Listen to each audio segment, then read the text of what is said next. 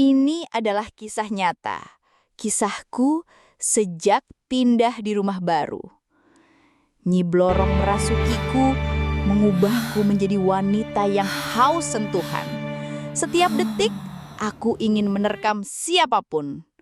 Ini adalah kerasukan hasrat yang tak pernah kubayangkan. Pernikahan diambang kehancuran. Hatiku hancur. Akankah aku lepas dari kutukan ini? Simak kisah lengkapnya. Namaku Dewi. Aku dan Bimo, suamiku, adalah pasangan muda yang baru saja mengukir babak baru dalam hidup kami. Setelah bertahun-tahun menabung dari gaji Bimo sebagai staf administrasi di kantor dinas dan penghasilanku sebagai desainer grafis lepas, akhirnya kami bisa membeli sebuah rumah. Bukan di pusat kota Yogyakarta yang riuh, melainkan di sebuah perkampungan yang tenang, tak jauh dari deburan ombak pantai Parangtritis. Rumah itu adalah rumah lama bergaya Jawa yang mungil, dengan teras depan yang teduh dan halaman belakang yang cukup luas untuk jemuran. Kami merenovasinya sedikit, membuatnya terasa lebih modern, namun tetap menjaga sentuhan klasiknya. Bimo, suamiku, yang penyayang dan pekerja keras itu selalu berusaha membuatku bahagia. Setiap pagi, sebelum berangkat kerja, dia akan membawakanku secangkir teh hangat dan menemaniku sarapan sate usus yang dibeli dari busum di ujung gang. Hidup kami terasa sempurna. Namun, sejak kami menempati rumah ini, ada yang aneh. Bukan aneh yang menakutkan, setidaknya pada awalnya. Rumah ini terasa hangat, nyaman, tapi ada aura klasik yang tak bisa dijelaskan. Terkadang angin yang masuk melalui jendela kayu lama terasa seperti bisikan, atau bayangan melintas di ekor mata saat aku sendirian di dapur. Aku mencoba mengabaikannya. Mungkin hanya imajinasiku saja. Beberapa malam setelah kami pindah, aku mulai mengalami mimpi-mimpi yang sangat aneh. Awalnya samar, lalu semakin jelas dan intens. Dalam mimpi itu, aku sering melihat seorang wanita. Dia sangat cantik, dengan rambut panjang terurai dan memakai kemben hijau tua. Wajahnya memesona, dengan mata yang tajam namun penuh godaan. Dia akan mendekatiku dalam mimpi, tersenyum tipis, dan entah bagaimana, hanya dengan tatapannya aku merasakan sensasi aneh yang menjalar di sekujur tubuhku. Sebuah rasa panas yang tidak bisa dijelaskan. Dorongan hasrat yang belum pernah kurasakan sebelumnya. Malam itu, mimpi itu datang lagi. Lebih nyata dari sebelumnya. Wanita berbusana hijau itu kini berdiri begitu dekat, nyaris menyentuhku. Dia mengulurkan tangannya, dan sentuhannya terasa begitu nyata di kulitku, membangkitkan gelombang gairah yang memabukkan. Dia berbisik, suaranya seperti alunan gamelan yang lembut namun menghipnotis. Rasakanlah, Dewi, ini adalah kekuatanmu, hasrat yang akan membawamu pada kebahagiaan. Aku terbangun dengan napas terengah-engah, tubuhku berkeringat dan sensasi aneh itu masih membekas kuat, seolah nyata. Aku menoleh ke samping. Bimo masih tertidur pulas di sisiku. Aku mencoba meyakinkan diri, ini hanya mimpi, hanya bunga tidur yang terlalu nyata. Tapi keesokan harinya sensasi itu tak juga hilang. Saat Bimo berangkat kerja, aku memperhatikan penampilanku di cermin. Ada sesuatu yang berbeda. Aku merasa lebih menarik, lebih menggoda. Bahkan saat Mas Adi, tetangga sebelah yang sering bantu-bantu kami datang untuk meminjam perkakas, aku mendapati diriku menatapnya lebih lama dari seharusnya. Mas Adi memang tampan, dengan tubuh yang cukup kekar. Aku segera mengalihkan pandangan, merasa malu dengan pikiranku sendiri. Sore harinya, saat tukang antar galon, Mas Rio, datang mengantarkan air minum, aku entah mengapa merasa ada dorongan untuk tersenyum lebih lama padanya. Bahkan sedikit bermanja saat dia mengangkat galon. Otot-otot lengannya yang terpahat jelas di balik kaos lusuhnya membuatku terdiam sesaat. Aku merasa aneh. Ada apa denganku? Aku sudah punya Bimo, suamiku yang kucintai. Aku mencoba menekan perasaan itu, tapi bisikan hasrat yang asing itu terasa semakin kuat dan tak mudah diabaikan. Aku tidak tahu ini baru permulaan dari sesuatu yang akan mengubah hidupku sepenuhnya.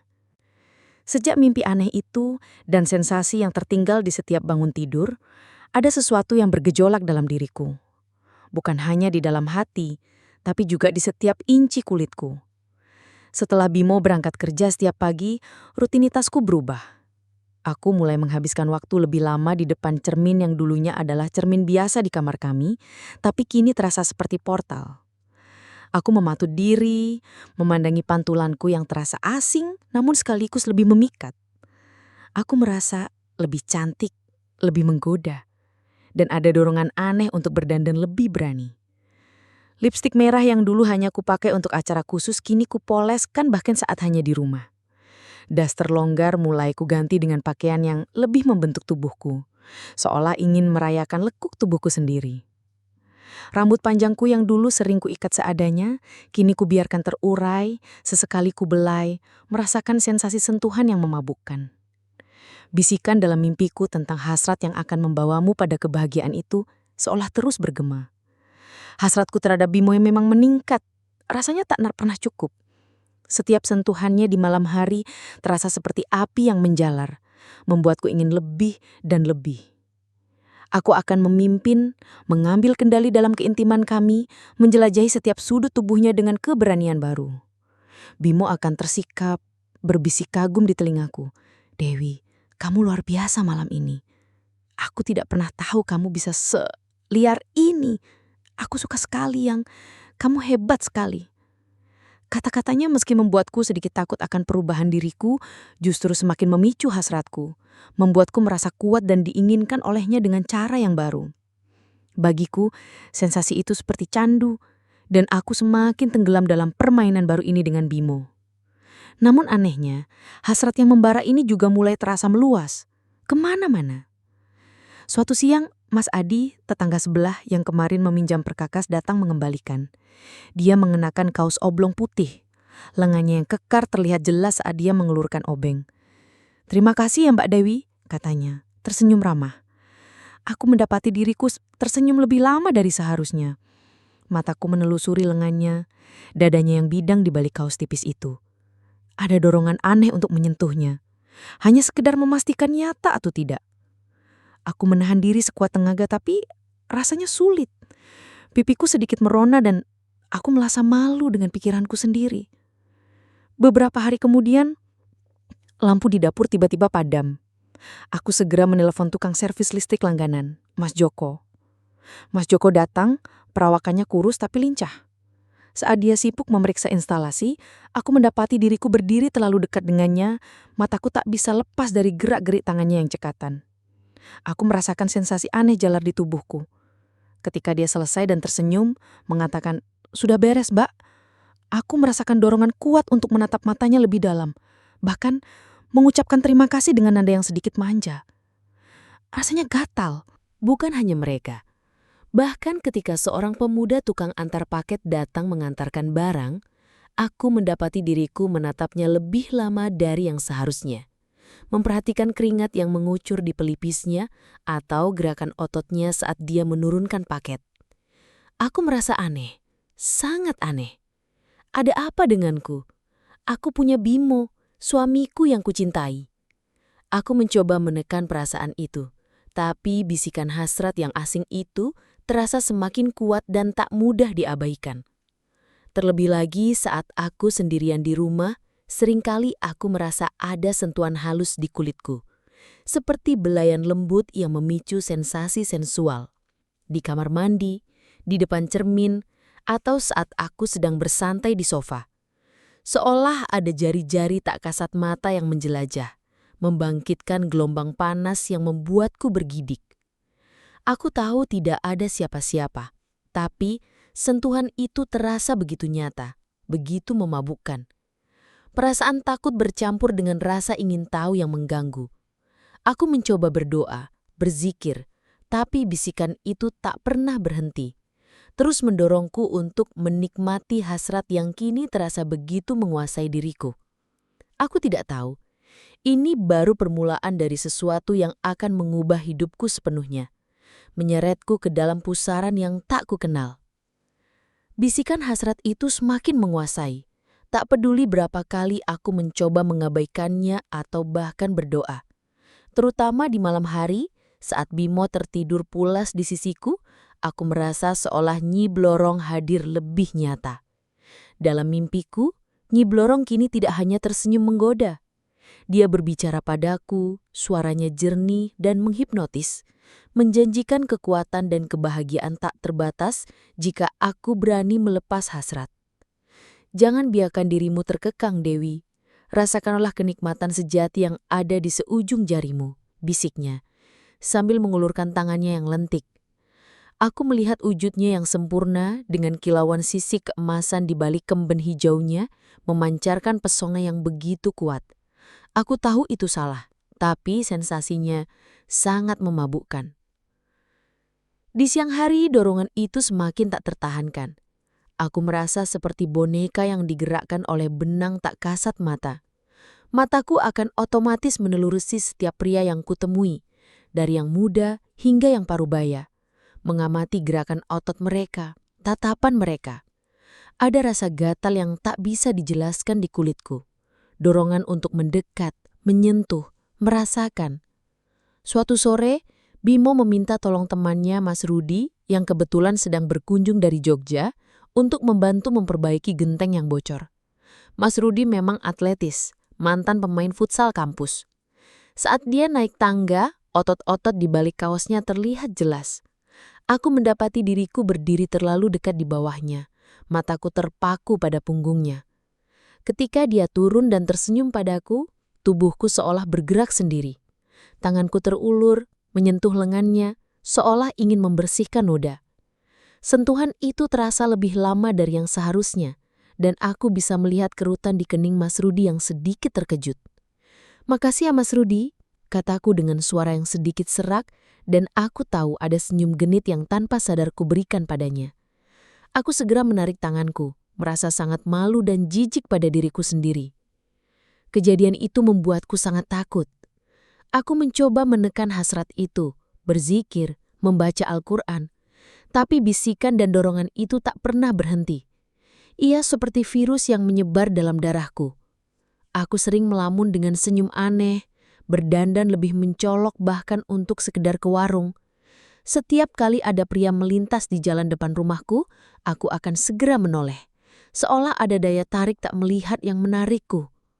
Bimo, suamiku yang biasanya tenang, mulai merasakan ada yang tidak beres. Dia mungkin tidak tahu apa itu, tapi perubahan pada diriku terlalu drastis untuk diabaikan. Suatu malam, saat kami sedang makan malam, Bimo menatapku lekat. "Dewi, kamu kenapa sih akhir-akhir ini? Kok beda banget?" Tanyanya dengan nada suara yang serius, penuh kecurigaan. "Kamu sering banget senyum-senyum sendiri, terus dandanmu juga beda. Tadi pagi pas Mas Rudi pulang, aku lihat kamu kok beda banget sama dia." Jantungku berdebar kencang, nyaris melompat keluar. Aku berusaha keras untuk bersikap tenang, tapi pipiku terasa panas. "Beda bagaimana, Mas? Perasaan aku biasa saja," kataku dengan mencoba mengelak.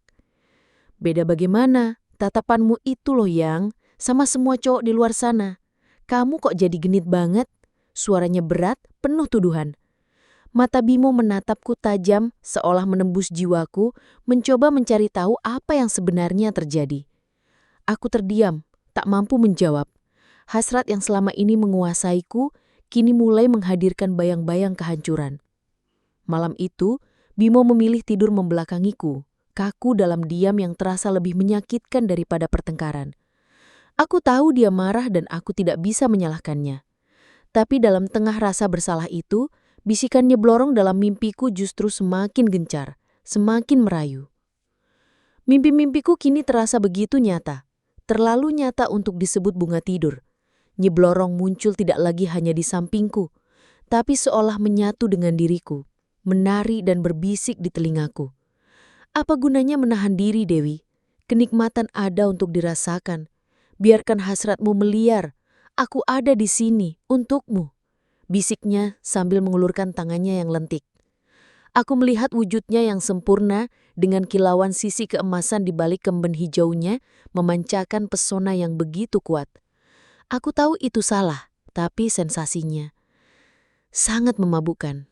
Dorongan itu kini terasa seperti haus yang tak terpuaskan. Aku tahu, aku tidak bisa lagi menahannya. Aku mencari kesempatan. Suatu siang, saat Bimo sedang bekerja, aku sengaja pergi ke toko bangunan di dekat perumahan dengan alasan mencari cat untuk teras.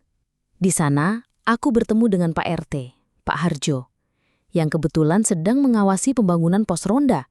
Pak Harjo memang bukan pria muda, tapi perawakannya tinggi besar, dengan senyum ramah dan tatapan mata yang teduh.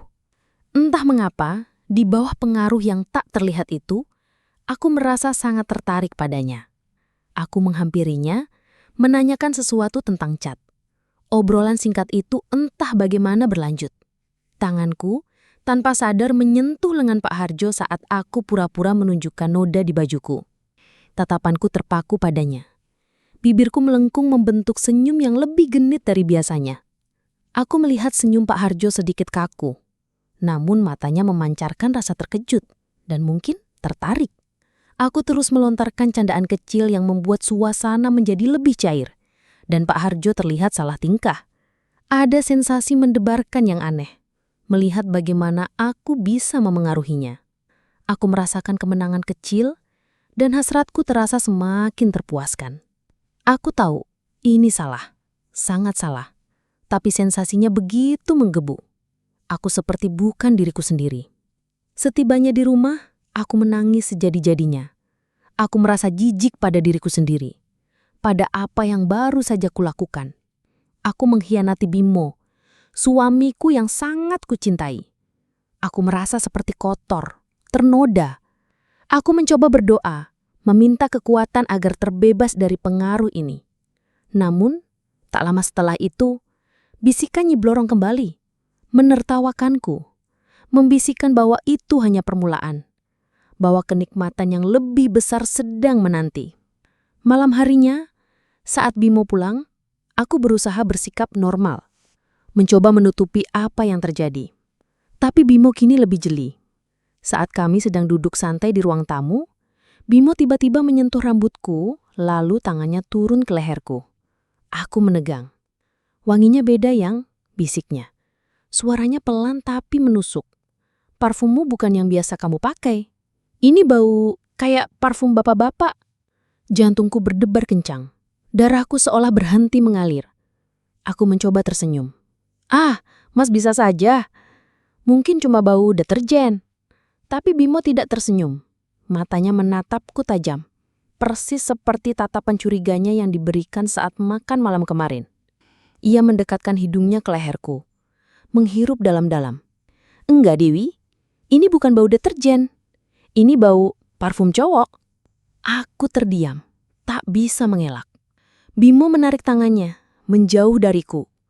Wajahnya mengeras, tatapannya kini berubah, menjadi kekecewaan yang mendalam berbaur dengan kemarahan.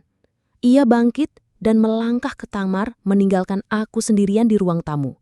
Terjerembab dalam ketakutan dan rasa bersalah yang menusuk. Aku tahu, Bimo mulai menemukan petunjuk. Dan ini baru langkah awal pengkhianatan yang akan menghancurkan segalanya. Malam itu, Bimo tak lagi kembali ke ranjang. Ia tidur di sofa ruang tamu, kaku dalam diam yang terasa lebih dingin daripada suhu AC. Aku merasakan kehampaan yang mengerikan. Kehampaan yang tak bisa diisi, bahkan oleh bisikan Nyi Blorong sekalipun. Namun kehampaan itu tak bertahan lama. Bisikan Nyi Blorong justru semakin gencar dan nyata, seolah memanfaatkan peretakan dalam hubunganku dengan Bimo. Kini, ia tak lagi hanya muncul dalam mimpi. Aku mulai melihat penampakan samar Nyi Blorong di sudut-sudut rumah, terutama di dekat cermin tua di kamarku, atau pantulan air di bak mandi. Sosoknya akan tersenyum puas, kadang tertawa meremehkan, membisikkan di telingaku. Lihatlah Dewi, ia tak mengerti dirimu. Biarkan hasratmu bebas. Aku akan memberimu kekuatan dan kenikmatan yang lebih besar. Ia seolah menunjukkan kendali penuh atas diriku, mendorongku untuk menyerah pada setiap hasrat yang membara. Hasrat yang meluap itu kini terasa seperti sungai deras yang tak bisa dibendung. Aku merasa seperti kehilangan kendali atas tubuh dan pikiranku sendiri. Setiap pria yang melintas di depanku, setiap tatapan yang bertemu, seolah menjadi pemicu yang tak tertahankan. Ini bukan lagi tentang mencari kesempatan, tapi tentang ketidakmampuan untuk menolak ketika kesempatan itu datang. Suatu sore, tukang servis listrik, Mas Joko datang lagi karena ada masalah pada stop kontak. Saat dia membungkuk memperbaiki kabel, aku mendapati diriku terlalu dekat. Mataku menelusuri punggung dan gerak tangannya yang lincah. Ada sensasi panas yang menjalar. Saat dia berdiri, tanganku tanpa sadar terulur ke menyentuh lengan Mas Joko saat aku pura-pura menunjukkan noda di bajuku. Tatapanku terpaki padanya. Bibirku melengkung membentuk senyum yang lebih genit dari biasanya. Aku melihat senyum Mas Joko sedikit kaku. Namun matanya memancarkan rasa terkejut dan mungkin tertarik. Aku terus melontarkan candaan kecil yang membuat suasana menjadi lebih cair. Dan Mas Joko terlihat salah tingkah. Ada sensasi mendebarkan yang aneh melihat bagaimana aku bisa memengaruhinya. Aku merasakan kemenangan kecil dan hasratku terasa semakin terpuaskan. Aku tahu, ini salah. Sangat salah. Tapi sensasinya begitu menggebu. Aku seperti bukan diriku sendiri. Tanganku yang masih menempel di lengannya perlahan bergerak naik ke bahunya, seolah ingin merapikan kerah kaosnya. Sentuhan itu terasa disengaja. Sebuah undangan yang tak terucap. Mas Joko menahan napas. Perlahan ia mendekatkan wajahnya. Matanya menatapku dalam, penuh pertanyaan dan hasrat yang terpancing. Aku tidak mundur. Aku merasakan panas menjalar di sekujur tubuhku mendorongku untuk menerima setiap sentuhan. Bibirnya menyentuh bibirku, lembut pada awalnya, lalu semakin menuntut. Cuman itu memabukkan, menguras kesadaranku. Mas Joko menarikku, dan kami tanpa sadar bergerak ke sofa ruang tamu. Ia mencondongkan tubuhnya di atasku, mengelai rambutku, lalu turun ke leherku. Aku mengerang pelan, tubuhku gemetar di bawah sentuhannya. Aku memejamkan mata, membiarkan diriku sepenuhnya larut dalam pusaran kenikmatan yang memabukkan itu. Ini adalah sensasi yang menguasai, membuatku lupa segalanya. Lupa Bimo, lupa segalanya. Rasa jijik dan bersalah akan datang nanti. Tapi saat ini, aku adalah budak dari hasrat yang tak terkendali ini. Tidak hanya itu. Beberapa hari kemudian, saat seorang pemuda tukang antar paket yang berbeda datang mengantarkan barang, aku kembali merasakan dorongan tak tertahankan itu. Aku sengaja memperlama percakapan. Mataku menelusuri otot-otot di balik kausnya yang ketat. Ada sebuah tarikan tak terlihat yang membuatku ingin mendekat, menyentuh, merasakan. Aku tahu itu salah, sangat salah. Dan setelah pria itu pergi, aku akan menangis sejadi-jadinya, merasa jijik pada diriku sendiri, pada tubuhku yang seolah tak lagi menjadi milikku. Aku mencoba berdoa, berzikir, tapi bisikan dan sentuhan Nyi Blorong tak pernah berhenti. Menertawakanku, mengklaim bahwa ini adalah kebahagiaan yang harus kuterima. Di sisi lain, Bimo semakin terpuruk dalam kecurigaan dan rasa sakit. Ia mulai mengawasiku secara diam-diam. Suatu malam, ia memberanikan diri mengecek ponselku saat aku sedang di kamar mandi. Aku tak tahu apa yang ia lihat, tapi ketika aku keluar, wajah Bimo pucat pasi, matanya merah dan berkaca-kaca. Ia memegang ponselku, tangannya gemetar. "Dewi, apa ini?" Suaranya bergetar, nyaris seperti bisikan yang menyakitkan. Aku menatap layar ponselku dan dunia serasa berhenti. Itu adalah tangkapan layar percakapan dari aplikasi pesan singkatku dengan beberapa pria, lengkap dengan emoji dan kalimat yang sangat mengarah pada keintiman. Aku juga melihat beberapa foto yang tidak seharusnya ada, foto-foto yang diambilnya dari galeri ponselku, bukti yang tak terbantahkan. Mataku membelalak, aku tidak ingat mengiring semua pesan itu, atau mengambil foto-foto itu. Atau, apakah itu memang aku? "Mas, ini bukan aku, Mas. Aku tidak tahu." Aku mencoba meraih ponsel itu, tapi Bimo menghindar. "Jangan bohong, Dewi. Aku lihat sendiri. Aku sudah tahu semuanya," teriak Bimo, suaranya pecah. Ia melemparkan ponsel itu ke ranjang, lalu menatapku dengan tatapan kecewa yang mendalam, berbaur dengan kemarahan yang membara. Aku nggak nyangka kamu bisa sejahat ini, Dewi. Setelah semua yang kita bangun, ini balasanmu. Bimo mundur perlahan, seolah melihat monster di depannya. Ia mengambil kunci motor di meja, lalu bergegas keluar rumah tanpa sepatah kata pun. Aku hanya bisa terdiam di kamar, terjerembab ke lantai, merasakan kehancuran yang total. Bukti telah ditemukan. Jaring yang selama ini kurajut, kini mencekikku sendiri. Aku tahu, pernikahanku dan mungkin hidupku berada di ambang kehancuran. Malam itu adalah neraka. Aku tidak tahu berapa lama aku menangis, memeluk lututku, merasa kotor dan tak berdaya. Aroma parfum asing yang menempel di baju dan kulitku terasa seperti noda yang tak bisa dihapus. Pengkhianatan nyata yang kini diketahui Bimo. Kepergian Bimo terasa seperti bagian dari jiwaku ikut tercabut. Ranjang kami terasa dingin dan kosong, setiap inci spray putih itu seolah berteriak akan kehampaan. Aku merindukan kehangatan Bimo, sentuhannya yang tulus, tawanya yang dulu mengisi rumah ini. Namun di tengah kepedihan itu, bisikan Nyeblorong justru semakin kuat, menari-nari di telungaku seolah menikmati penderitaanku. Lihat Dewi, ia takkan mengerti. Ia takkan pernah memberimu semua yang kau inginkan. Hasratmu terlalu besar untuk satu orang, bisiknya. Suaranya kini terasa lebih kejam dan mengejek. Setiap kali aku berusaha menolak, rasa gatal dan panas itu kembali menjalar di sekujur tubuhku. Dorongan tak terkendali untuk mencari kepuasan yang kini terasa begitu menjijikan. Pagi menjelang, namun matahari tak mampu menerangi kegelapan dalam hatiku. Bimo akhirnya kembali ke rumah, namun bukan dengan tatapan yang sama. Matanya merah, bengkak, dan wajahnya kaku seperti batu. Ia langsung masuk, melemparkan kunci motornya ke meja dengan kasar, lalu berdiri di depanku.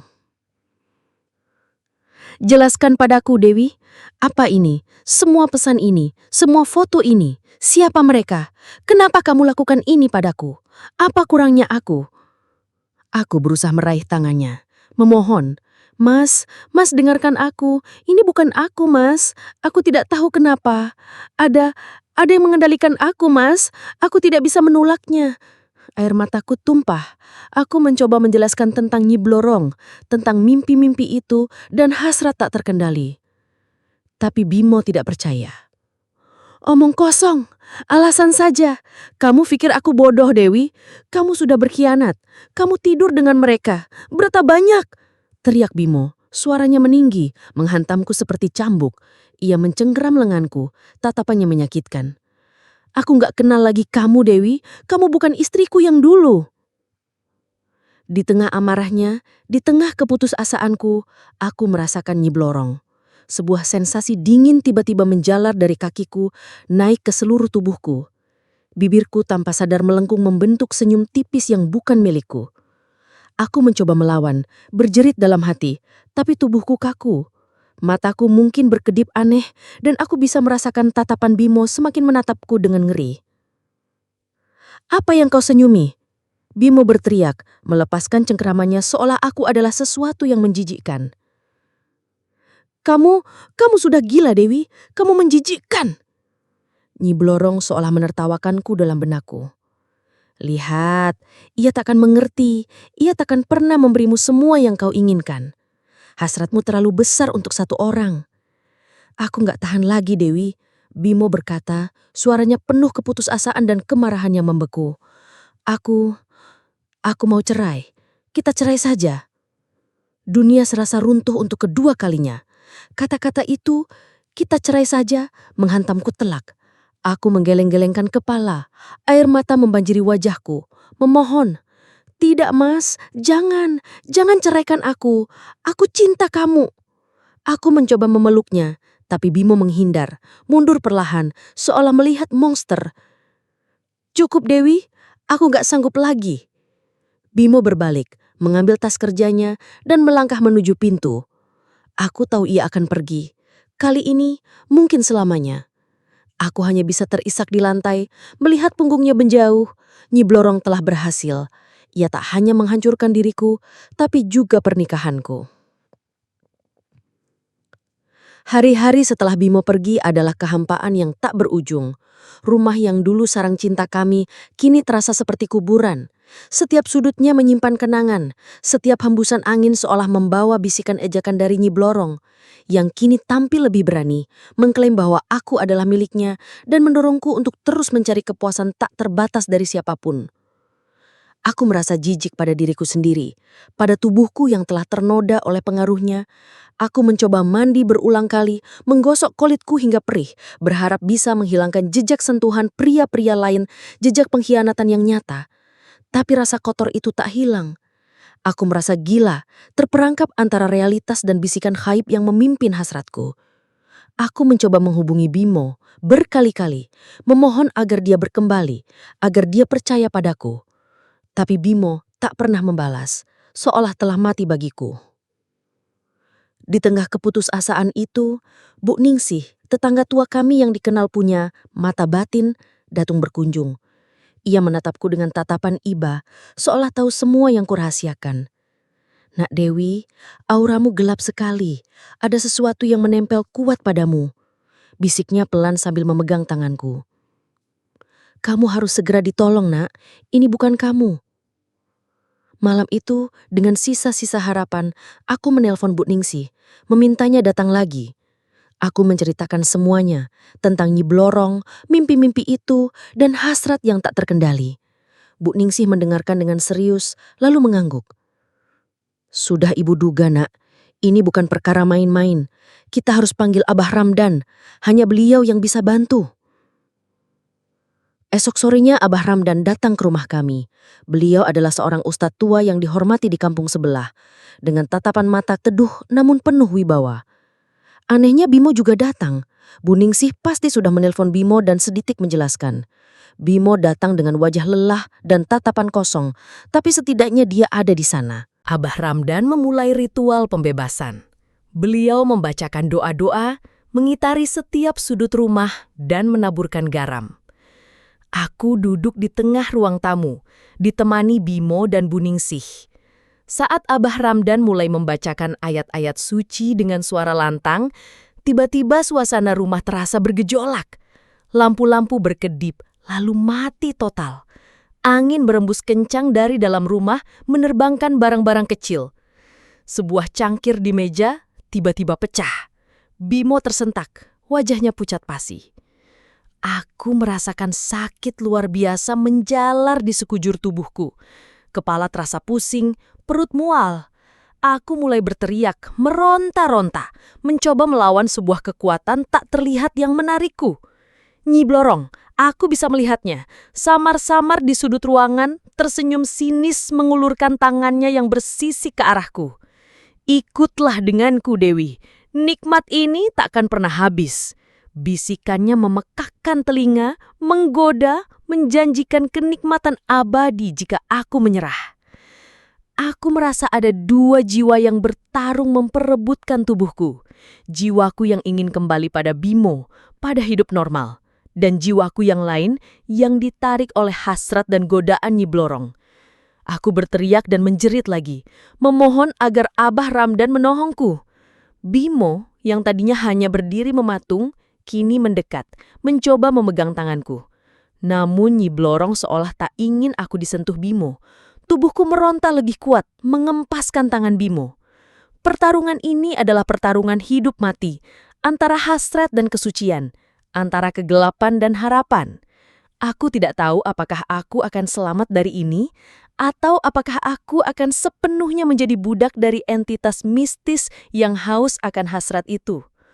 Namun tiba-tiba, sebuah energi besar menghantam tubuhku, seolah ada sesuatu yang ditarik paksa dari dalam diriku.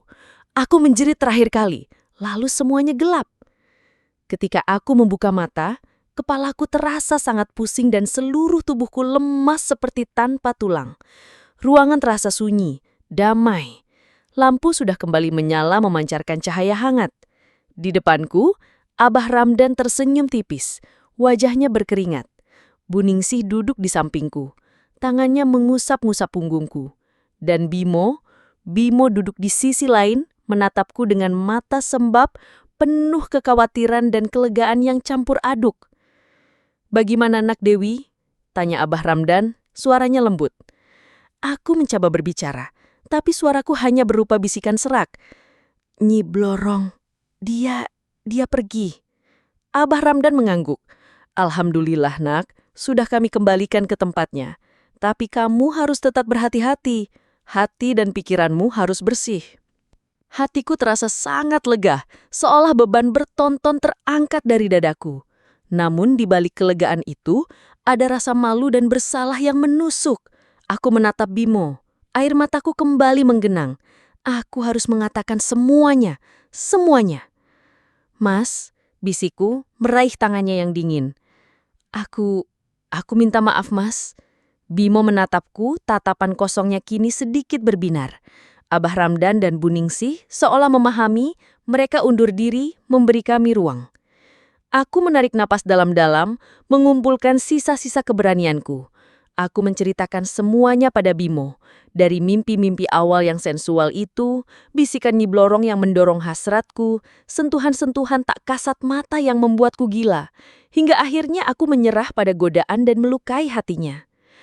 Aku menceritakan bagaimana hasrat itu meluap, tak terkendali, mendorongku untuk mencari kepuasan dari pria manapun dan bagaimana aku merasa jijik pada diriku sendiri setelahnya. Aku tidak menyembunyikan apapun, bahkan detail paling menyakitkan sekalipun.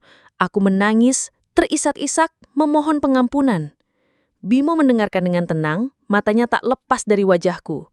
Air mata mulai mengalir di pipinya juga. Ia tidak memotong ucapanku. Setelah aku selesai, ada keheningan panjang yang mencekam. Aku menunggu reaksinya. Pukulan, teriakan, atau mungkin kata-kata perpisahan yang definitif. Tapi Bimo hanya menghela napas panjang. Ia perlahan mengulurkan tangannya, membelai rambutku yang basah oleh keringat dan air mata. "Aku tidak tahu harus berkata apa, Dewi," bisiknya yang parau. "Ini sangat sulit untuk kupercaya." Ada jeda lagi. Hatiku berdebar tak karuan. Tapi aku melihat sendiri penderitaanmu, Dewi. Aku melihat bagaimana kamu meronta. Aku mulai percaya bahwa itu bukan kamu. Itu memang sesuatu yang mengendalikanmu. Matanya menatapku dalam, kini bukan lagi amarah, melainkan kesedihan dan pemahaman yang mendalam. Aku sangat sakit, Dewi. Sakit sekali. Tapi aku juga kasihan melihatmu. Ia menarikku ke dalam pelukannya. Pelukan yang dulu terasa sangat hangat dan aman, kini terasa seperti tempat aku bisa meluruhkan semua luka dan rasa bersalahku. Aku menangis dalam pelukannya. Menangis bukan karena sedih, tapi karena lega dan sedikit harapan. Hari-hari berikutnya adalah awal dari pemulihan yang panjang. Rumah terasa lebih tenang, bisikan Nyi Blorong tak lagi terdengar. Aku merasa tubuhku lebih ringan, jiwaku terasa bersih. Namun luka di hati Bimo dan rasa bersalahku tidak akan hilang dalam semalam. Terkadang aku masih merasakan sensasi merinding atau bayangan samar, peringatan akan apa yang pernah terjadi. Bimo, meski telah memaafkan, terkadang masih menatapku dengan tatapan sedih. Kenangan akan pengkhianatan itu masih menghantuinya. Kami tahu jalan di depan masih panjang. Membangun kembali terpercaya, menyembuhkan luka yang menganga dan menemukan kembali intimasi yang tulus akan membutuhkan waktu dan perjuangan keras. Tapi setidaknya kami tidak sendirian lagi. Kami akan menghadapinya bersama, selangkah demi selangkah. Proses penyembuhan itu adalah sebuah maraton, bukan sprint. Ada hari-hari di mana Bimo masih menatapku dengan tatapan sedih. Kenangan akan pengkhianatan itu seolah melintas di matanya. Aku bisa merasakannya, dan rasa bersalah itu kembali menusuk. Aku tak bisa memaksanya melupakan, tapi aku bisa membuktikan bahwa aku pantas untuk dimaafkan. Setiap harinya, aku berusaha menjadi Dewi yang lebih baik, lebih fokus pada Bimo, pada rumah kami. Kami mulai rutin mengunjungi Abah Ramdan untuk bimbingan spiritual. Beliau mengajarkan kami banyak hal tentang membersihkan hati, tentang pentingnya kesabaran, dan bagaimana menguatkan benteng diri dari energi negatif.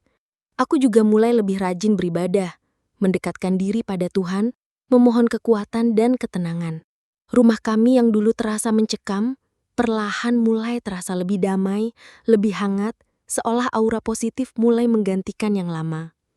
Membangun kembali intimasi fisik adalah tantangan terbesar. Ada rasa canggung, ketakutan bahwa hasrat liar itu akan kembali, atau bayangan pria-pria lain akan muncul di benakku atau Bimo.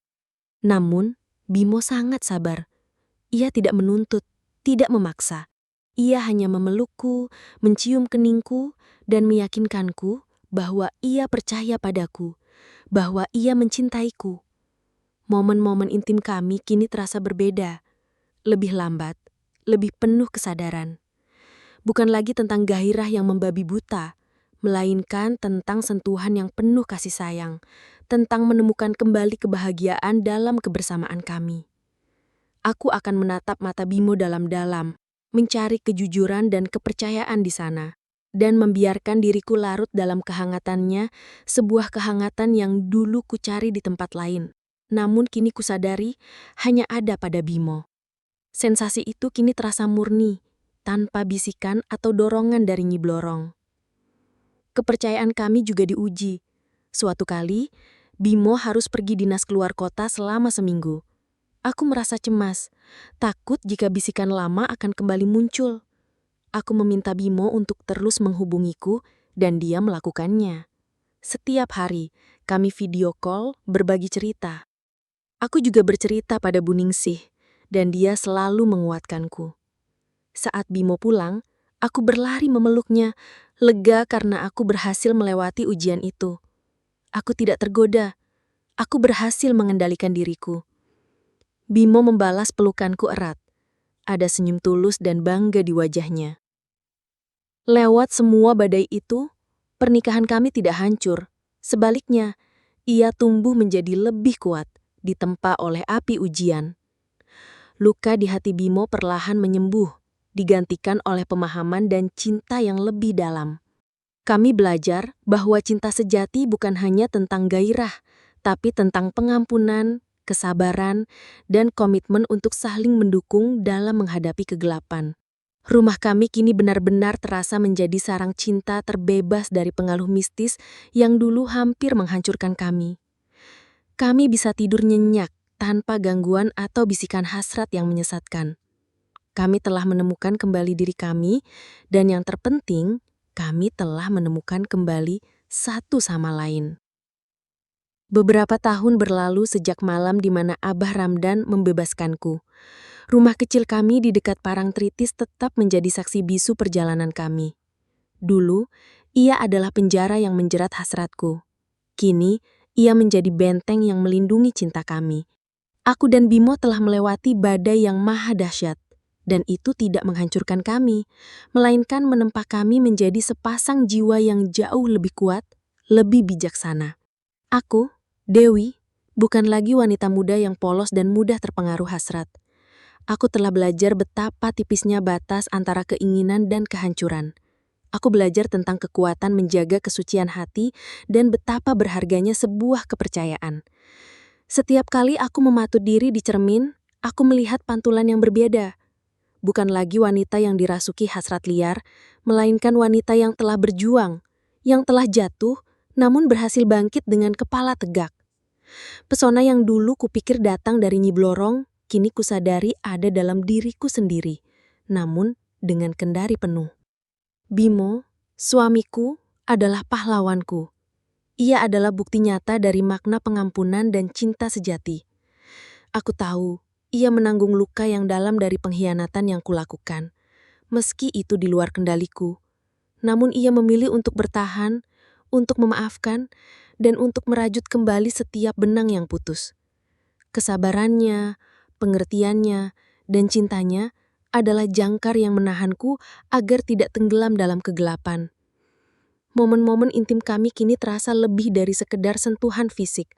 Itu adalah perayaan atas ikatan jiwa, atas kepercayaan yang berhasil kami bangun kembali, dan atas rasa syukur karena kami masih memiliki satu sama lain. Kisah kami adalah pengingat bahwa di balik dinding rumah yang tampak biasa, bisa tersimpan rahasia yang tak terduga. Bahwa bahaya tak selalu berwujud fisik. Kadang, ia bersembunyi dalam bisikan yang menggoda hasrat terdalam kita. Aku belajar bahwa setiap ujian, sekecil atau sebesar apapun, adalah bagian dari perjalanan hidup. dan bahwa cinta sejati yang berlandaskan pengampunan dan komitmen mampu mengalahkan kegelapan manapun, bahkan jika itu adalah Nyi Blorong yang haus hasrat. Kami masih tinggal di rumah ini di dekat deburan ombak Parangtritis. Sesekali, saat angin berembus kencang di malam hari, aku mungkin masih merasakan sensasi merinding samar. Namun kini, itu bukan lagi ketakutan, melainkan pengingat.